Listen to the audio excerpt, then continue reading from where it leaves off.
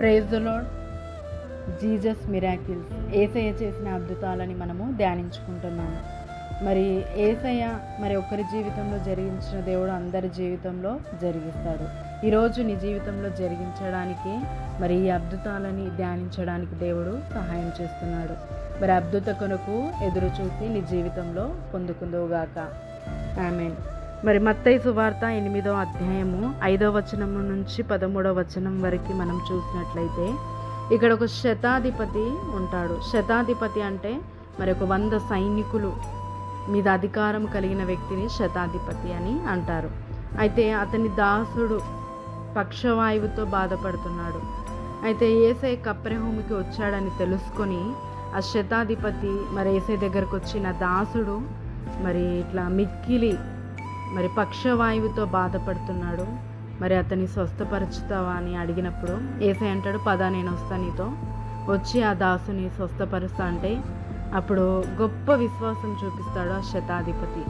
యేసయ్య, నా కింద కూడా పని వాళ్ళు ఉన్నారు, నేను రమ్మంటే వస్తారు, పొమ్మంటే పోతారు, నాకు అధికారానికి లోబడి ఉన్నారు, మరి నీవు ఒక మాట ఇవ్వు, నా దాసుడు స్వస్థత పొందుతాడని అక్కడ గొప్ప విశ్వాసం చూపించినప్పుడు మరి యేసయ్య అతని చుట్టూ ఉన్న వాళ్ళందరినీ మరి అక్కడ చూసి, ఇజ్రాయేలులలో ఇంత విశ్వాసం ఉండుట నేను చూడలేదు అనేసి అతనితో అంటాడు.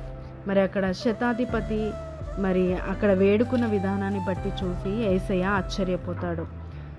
మత్తయి సువార్త 8వ అధ్యాయము 13వ వచనంలో, అంతటా యేసు, ఇక వెళ్ళుము, నీవు విశ్వసించిన ప్రకారము నీకు అవునుగాక అని శతాధిపతితో చెప్పెను.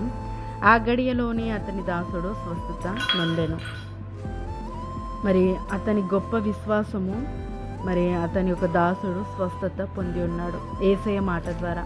ఈరోజు నీవు ఎవరి కొరకైనా ప్రార్థించి ప్రేయర్ రిక్వెస్ట్లో బాగుపడాలని, విడిపింపబడాలని, కుటుంబం కట్టబడాలని, దేని విషయమైనా నువ్వు గుర్తు చేసుకుంటున్నావేమో, నీ పిల్లల విషయమై, నీ బిడ్డల విషయమై, నీ ఇరుగు పొరుగు వారి విషయమై, నీ బంధువుల విషయమై, నీ రక్త సంబంధం విషయమై దేవుడు నీ విశ్వాసాన్ని చూసి, ఒకరు బాగుపడాలి అని అనుకునే విశ్వాసాన్ని చూసి దేవుడు మరి వారిని స్వస్థపరిచి మరి మీకు ఎలాంటి అనారోగ్యము కలగకుండా దేవుడు కాపాడుతాడు. యేసయ్య ప్రతిరోజు నీతో మాట్లాడుతున్నాడు. ఒక మాట కొరకు శతాధిపతి ఎదురు చూసి మరి అతని దాసుని విడుదల పొందించుకున్నాడు. ఈరోజు నువ్వు ఆయన మాట నీకు నిత్యము దేవుడు మాట్లాడుతున్నాడు కదా. బైబిల్ ద్వారా మాట్లాడుతున్నాడు, మరి వాక్యం ద్వారా మాట్లాడుతున్నాడు, వాగ్దానాల ద్వారా మాట్లాడుతున్నాడు, ఆయన సన్నిధిలో మరి ప్రతి ఆదివారము మాట్లాడుతున్నాడు. ఆ మాటని నువ్వు పట్టుకున్నట్టయితే నువ్వు చూపించే విశ్వాసాన్ని బట్టి మరి దేవుడు గొప్పగా నిన్ను ఆశీర్వదిస్తాడు. విశ్వాసము మరి లేకుండా మనం దేవుని కార్యాలు చూడలేము. దేవుని శోధించడానికి మనము మరి అద్భుతము చేయాలని అడగొద్దు. మరి ఆయన కృపని బట్టి మనము దేవుడు మరి యేసయ్య నా జీవితంలో అద్భుతము జరిగిస్తాడని మరి నమ్మినప్పుడు, స్వస్థత కలగజేస్తాడని నమ్మినప్పుడు ఆ విశ్వాసము మరి మనని స్వస్థపరుస్తుంది.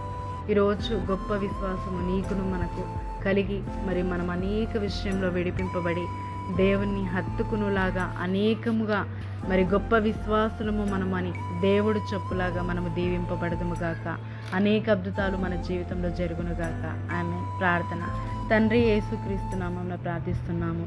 తన దాసుని విషయమై మరి శతాధిపతి ఇదిగో తండ్రి యేసయ్యని వేడుకొని విడిపింపబడి మరి స్వస్థత నొందిండు అదే గడియలో.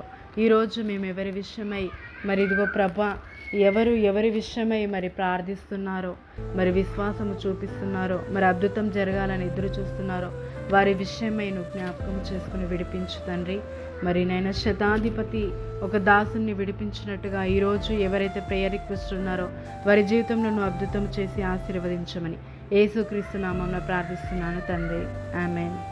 మరి దేవుడు మరి యేసయ్య నీ జీవితంలో గొప్ప అద్భుతములను జరిగించి నీ విశ్వాసాన్ని ఇంకా అభివృద్ధి పరచడానికి అనేక ఆశ్చర్య కార్యాలు జరిగించునుగాక. ఆమేన్.